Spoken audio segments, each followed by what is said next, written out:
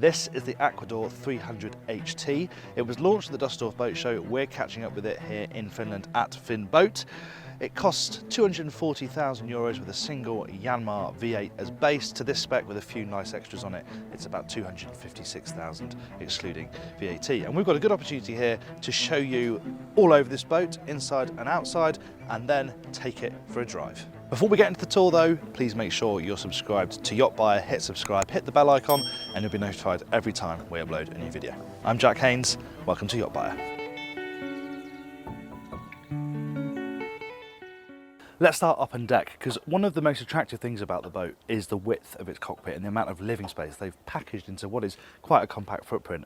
The downside is that it means the decks, the side decks I should say, are not particularly large. It is very much 1 foot in front of the other. That said, this handle on top of the roof moulding falls to hand so easily.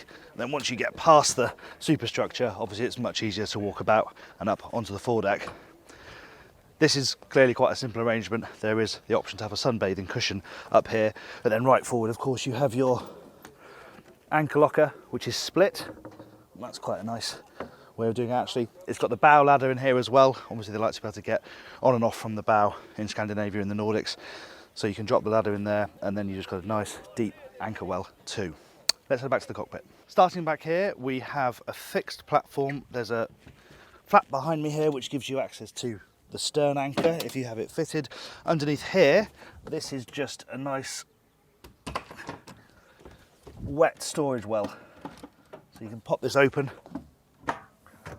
It's all lined, it's also drained, so if you've got wet kit or some ropes get wet, you can chuck them in there and they're going to drain off out the way of everything else. Now you can see there are some mounts in the deck for a table there. That's because as an option you can turn this into a lounge area.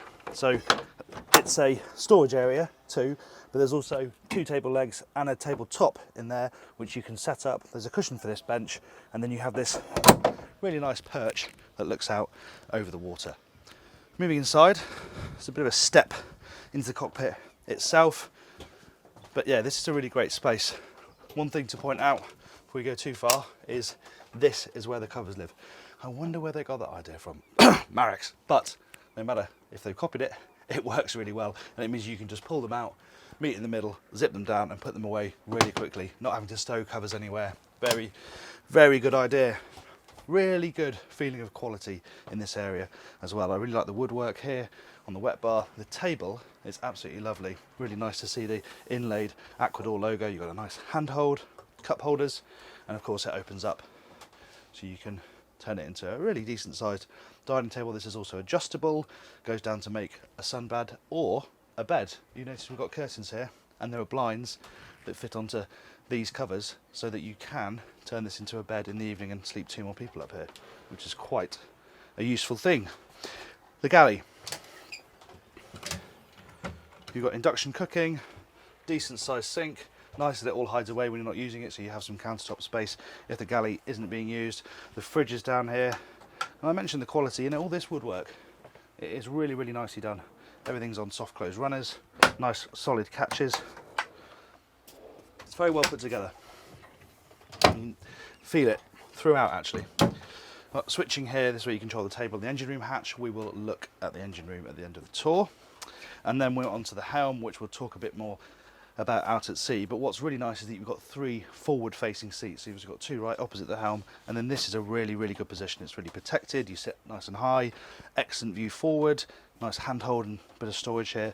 Yeah, it's nice to have 3 people who can sit facing forward, all taking part in the journey. The other neat feature about this area is that you've got a split sunroof. So you've got one over this side, one over that side, and they're controlled independently. So if somebody wants the breeze flowing over them and someone doesn't, you can manage that quite nicely. There's a switch over here for this one and a switch on the dash for that one. If you don't want the roof open or the weather's not quite right to have the roof open, you have got a manual sliding window here by the helmsman. Something I always like to see. Not only you can ventilate, but also means you can more easily communicate with your crew.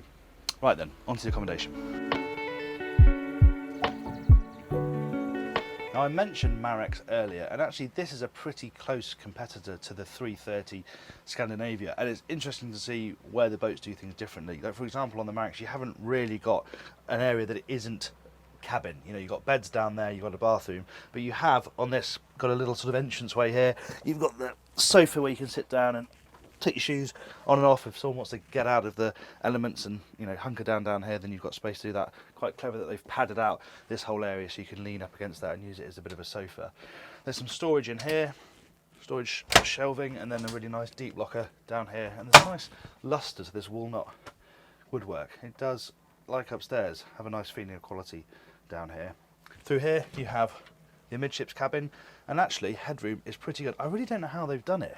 The boat looks so low from the outside. It's got a lovely low profile, but as you can see, headroom, standing headroom in here is pretty good, and even over this berth, it's absolutely fine actually. You'd expect maybe there not to be quite as much on a boat of this size, but they've done a very good job there. There's a nice big hang locker in there as well.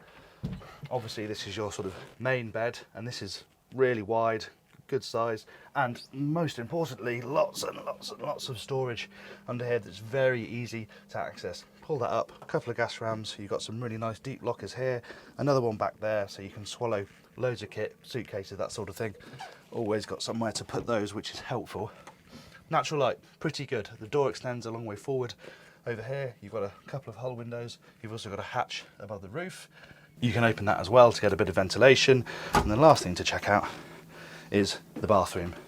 Headroom is a little bit restricted in there because the level of the floor's up a bit, but it's okay. A 6-footer can just about stand up.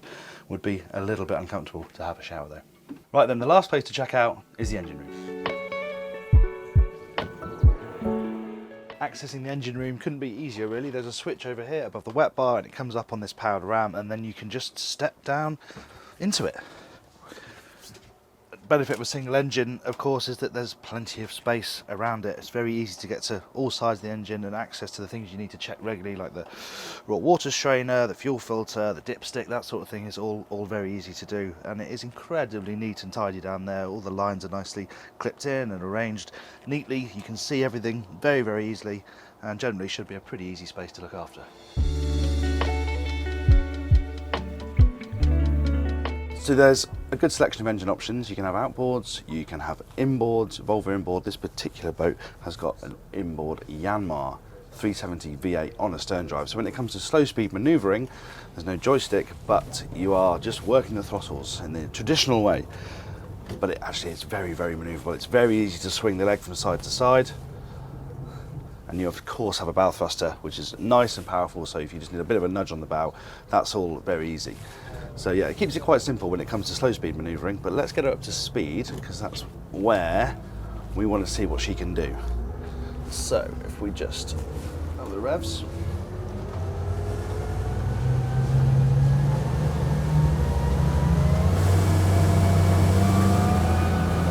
Best to get over the hump because there is a little bit of a hump. We've got the zip wake system fitted. That's controlling the pitch and the roll. I found it's a little bit oversensitive on the auto trim to the roll of the boat, so I'm actually doing that manually. The pitch is absolutely fine, but yeah, in terms of settling the boat on a nice level running attitude, I found it's better to do it manually on this boat. It's so calm. It's really highlighting the balance of the boat. You know, we've got a few people on board, but a little bit of gentle tweaking of the zip wakes, and she settles down nicely.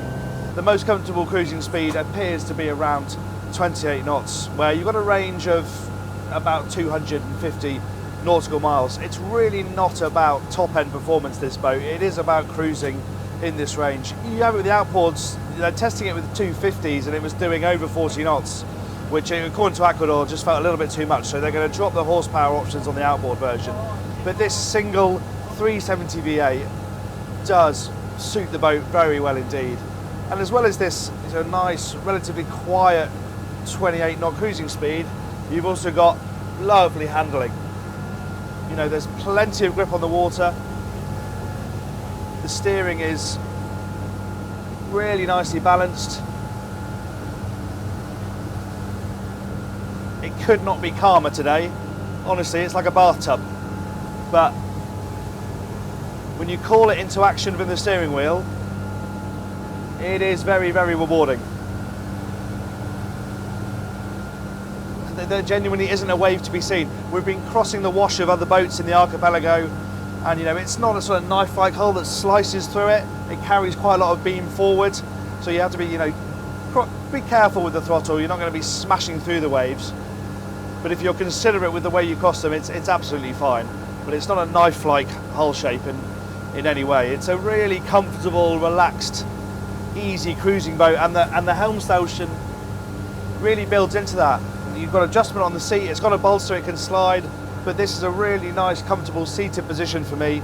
I like the fact that the throttle's back here, so I can sit back and really easily reach everything I want. The view forward is very good, the back is excellent as well, and because you've got the twin sunroof, if you do a hard turn to port, you can see through them and you can still see the horizon.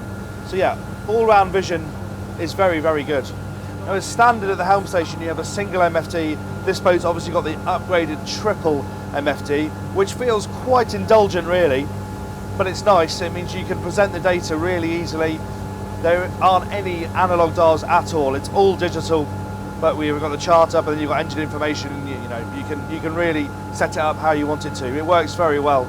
I don't know whether triple is necessarily what you need. Double would probably be okay, but yeah, it's a nice touch to have the 3 screens in front of you.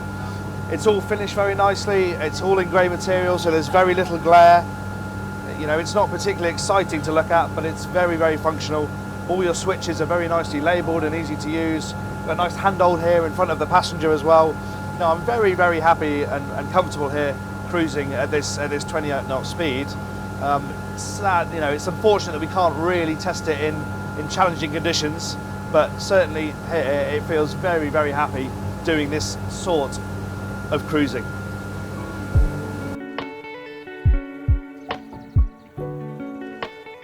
There you have it then, the Aquador 300 HT. I think that is one of the cleverest package boats I've tested in a long while. A little bit of work to do when it comes to trim to get the driving experience right up to scratch, but yeah, impressive all-round package. But let me know which you'd prefer between this and the Marex 330 Scandinavia. I'll pin a comment and add your reply. Let me know which one you'd prefer. Thank you very much for watching that review. I hope you enjoyed it. If you did, please give it a like. If you want to watch that video of the Marex 330 Scandinavia, I sea trialed it in Poole last year. The video is up there. And if you'd like to subscribe to the YachtBuyer channel, then you can click up here. Thanks for watching.